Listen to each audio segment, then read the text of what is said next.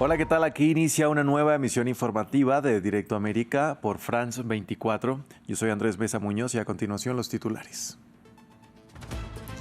Israel y Estados Unidos están trabajando en plena coordinación sobre Gaza, según dijeron el primer ministro israelí Benjamin Netanyahu, el secretario de Estado de Estados Unidos Marco Rubio.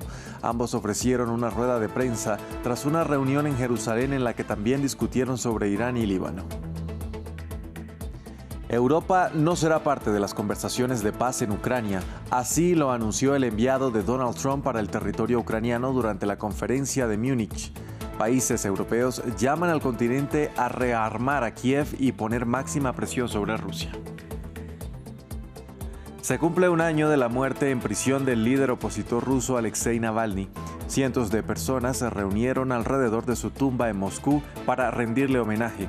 Su esposa Yulia Navalnaya hizo un llamado a sus seguidores a luchar por una Rusia libre y pacífica.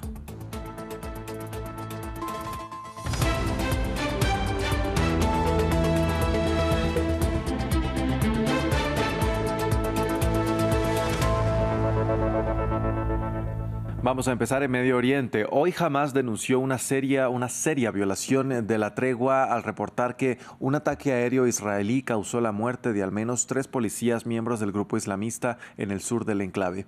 Esto mientras el primer ministro de Israel, Benjamin Netanyahu, recibió en Jerusalén al secretario de Estado de Estados Unidos, Marco Rubio, y ambos reafirmaron como objetivo común eliminar a Hamás en Gaza. También hablaron de la controvertida propuesta de Donald Trump de tomar a futuro el control del enclave palestino. Los detalles de esta noticia con Diego Bassani. Marco Rubio está en Israel, donde se reunió con Benjamin Netanyahu. En la discusión, la postura de Estados Unidos acerca de la segunda fase de la tregua, que prevé la liberación de todos los rehenes y el fin definitivo de la guerra, conversaciones que deberían comenzar la próxima semana en Doha. El punto central de la reunión, la propuesta de Donald Trump de tomar el control de la Franja de Gaza, un plan que supondría el traslado de los habitantes de la Franja a Jordania y Egipto, pero que ha provocado la ira de Amán y el Cairo. El presidente ha sido muy audaz sobre lo que el futuro de Gaza debería ser, no las mismas ideas repetidas del pasado, algo que francamente requiere valor y visión para esbozarlo. Puede que haya escandalizado a muchos, pero no podemos seguir en el mismo ciclo. Mientras el primer ministro de Israel subrayó la plena cooperación con Washington. Quiero que todo el mundo nos escuche. El presidente Trump y yo estamos trabajando en plena cooperación y coordinación entre nosotros. Tenemos una estrategia común y siempre podemos compartir los detalles de esta estrategia con el público, incluyendo cuando las puertas del infierno se abrirán, como seguramente lo harán, si todos los rehenes no son liberados.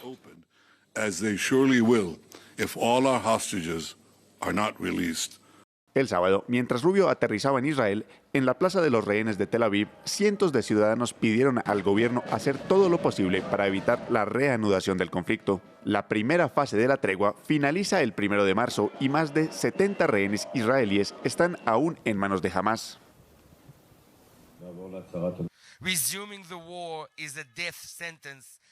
La reanudación de la guerra es una sentencia de muerte para los rehenes vivos abandonados en los túneles de Hamás. Netanyahu, te pedimos que tomes la decisión de enviar una delegación de alto nivel y le des todo el mandato que necesita para garantizar la segunda fase y, esta vez, sacar a todos los rehenes que quedan juntos y al mismo tiempo.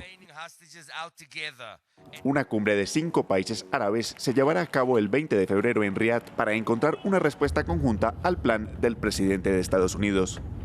Mientras tanto, en la Cisjordania ocupada, las operaciones militares de Israel continúan aterrando a la población.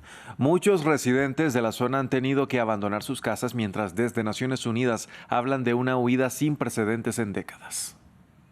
El cese el fuego en Gaza no ha significado un cese de la violencia en Cisjordania. En Jenin, lo saben bien, la destrucción causada por un ejército israelí que inició la ofensiva el pasado 21 de enero para desmantelar, dijeron, infraestructura terrorista, se extiende. Muchos habitantes han tenido que abandonarlo todo para seguir con vida.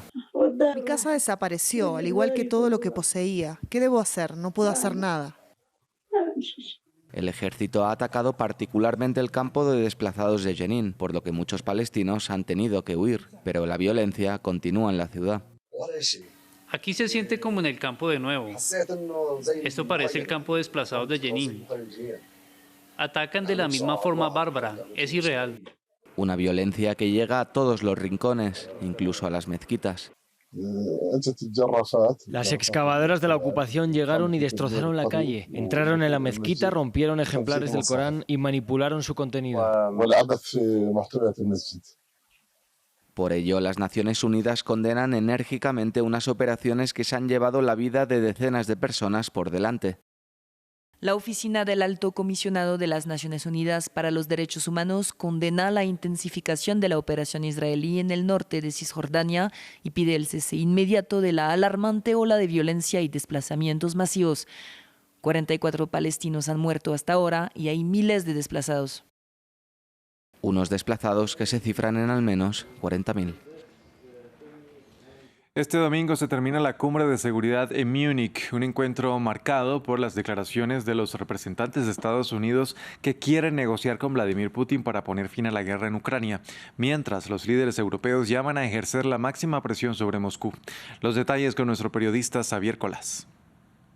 Clausura de la cumbre de seguridad de Múnich y la responsable de Exteriores de la Unión Europea, Kaja Kallas, ha presidido una reunión con ministros de Exteriores de la Unión Europea, una reunión en la que todos se han comprometido a seguir apoyando a Ucrania y también a reforzar de alguna manera la defensa europea. Ese mensaje conjunto llega cuando los funcionarios europeos todavía están en shock después de los mensajes que ha dejado la nueva administración estadounidense aquí en la cumbre de Múnich, transmitiendo a Europa la idea de que no pueden contar para siempre con el paraguas de seguridad estadounidense. Los europeos se apresuran a mover ficha y el presidente Macron está convocando una cumbre de líderes europeos para mañana lunes en París para ver cómo se puede seguir apoyando a Ucrania y al mismo tiempo reforzar de cara al futuro la defensa común europea. Esta conferencia en Múnich fue el escenario de las claras discrepancias entre Estados Unidos y Europa. El enviado especial de Washington para Ucrania dijo que sus aliados del viejo continente no tendrían lugar en las conversaciones de paz sobre la guerra. En reacción, mañana se reunirán en París los principales dirigentes europeos para hablar de seguridad. Maxime Pluvinet tiene los detalles. En la paz que quiere negociar Donald Trump para terminar la guerra en Ucrania, Europa no parece tener su puesto. En la conferencia de seguridad de Múnich, el enviado de Donald Trump para Ucrania y Rusia lo dejó claro el sábado. ¿Puede asegurar a esta audiencia que los ucranianos estarán en la mesa y los europeos también? Acabas de cambiar toda la dinámica. La respuesta a la última pregunta, tal y como la has formulado, es no. La respuesta a la primera parte de esa pregunta es sí. Por supuesto, los ucranianos van a estar en la mesa. Trump sorprendió a los tradicionales aliados europeos esta semana al llamar al presidente ruso Vladimir Putin, sin consultarles previamente ni a ellos ni a Kiev para abrir negociaciones con Rusia. El jueves, la jefa de la diplomacia europea afirmó que Europa tiene que ser parte de las negociaciones para que funcione cualquier acuerdo de paz. Necesitas que Europa y Ucrania también implementen el acuerdo. Así que sin nosotros en la mesa, ya sabes, puedes acordar lo que sea, pero simplemente fracasará porque la implementación no está ahí. Cualquier solución rápida es un trato sucio que ya hemos visto antes cuando se trata de los acuerdos de Minsk, por ejemplo, y simplemente no funcionará. En Múnich, los líderes europeos tuvieron confirmación del giro de la diplomacia de Washington. De principales aliados de Estados Unidos pasaron a ser cuestionados públicamente por el vicepresidente J.D. Vance, quien afirmó que la principal amenaza para Europa no era Rusia o China, sino el retroceso de los valores fundamentales en Europa como la libertad de expresión, una declaración rechazada por los líderes europeos, una señal de la inédita discordia entre ambas potencias. En otras noticias de Alemania, a una semana de las elecciones federales y a unos días después del apoyo del vicepresidente estadounidense J.D. Vance a la AfD, el partido de extrema derecha podría obtener su mejor resultado electoral. Según los sondeos, podría llegar en segundo lugar en la votación del próximo 23 de febrero. Echamos un vistazo a las motivaciones de los electores de la AfD en el informe de Maxime Pluvinet. A una semana del escrutinio, la extrema derecha se encamina hacia su mejor resultado. El partido Alternativa para Alemania, o AfD, está dado en segundo lugar en las intenciones de voto para las elecciones federales del próximo 23 de febrero. El partido AfD entró al Parlamento alemán por primera vez hace 8 años. AfD supo aprovechar el descontento en varias cuestiones, como el abandono de los combustibles fósiles, las restricciones durante la pandemia de COVID-19 o las cuestiones económicas en medio de un apoyo incondicional de Berlín hacia Ucrania. Ya voté a la AfD en las últimas elecciones federales y también voté a la AfD en las últimas elecciones regionales, porque necesito un cambio. Quiero que todo vuelva a ser bonito. Pero el tema clave para muchos votantes es la cuestión de la inmigración.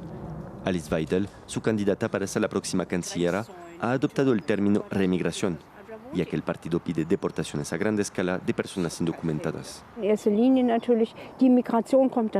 Quien se integre en nuestra sociedad respetando sus leyes debe ser apoyado, pero quien inmigra aquí solo para recibir beneficios sin hacer nada a cambio, es decir, quien es una carga para el Estado y para todos nosotros, eso no es bueno.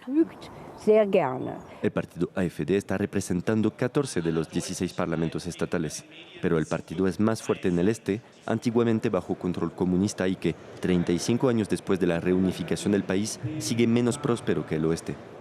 Este domingo se cumple un año de la muerte del opositor ruso Alexei Navalny, quien falleció en condiciones muy sospechosas mientras se encontraba detenido en una cárcel de Siberia. Sus seguidores le rindieron homenaje a pesar de las amenazas de represión de las autoridades rusas. Su esposa pidió continuar la lucha de quien era el principal detractor del presidente Vladimir Putin. Varios funcionarios extranjeros, como el embajador americano en Rusia y su homólogo británico, vinieron a presentar sus respetos a Alexei Navalny en su tumba, en el cementerio de Moscú. Cientos, luego miles de personas anónimas también vinieron a presentar sus respetos para rendir homenaje al opositor número 1 de Vladimir Putin, quien murió en circunstancias sospechosas hace un año en la prisión de Siberia donde había estado recluido. Tanto la Unión Europea como la esposa de Navalny culpan a Vladimir Putin por la muerte del opositor. En un vídeo, Yulia Navalnaya pide que continúe su lucha. Soy Yulia Navalnaya, esposa de Alexei Navalny. Veo que el nombre de Alexei inspira a personas de todo el mundo. Se dan cuenta de que nuestro país no es solo un país de guerra, corrupción y represión. También es un país de gente que, como tú y como yo, no se calla, de los que siguen luchando. Sé con certeza que un día sus ideas prevalecerán y nos llevarán a todos a la hermosa Rusia del futuro, con la que él soñó y por la que está luchando. Las autoridades rusas anunciaron la muerte de Navalny el 16 de febrero del 2024.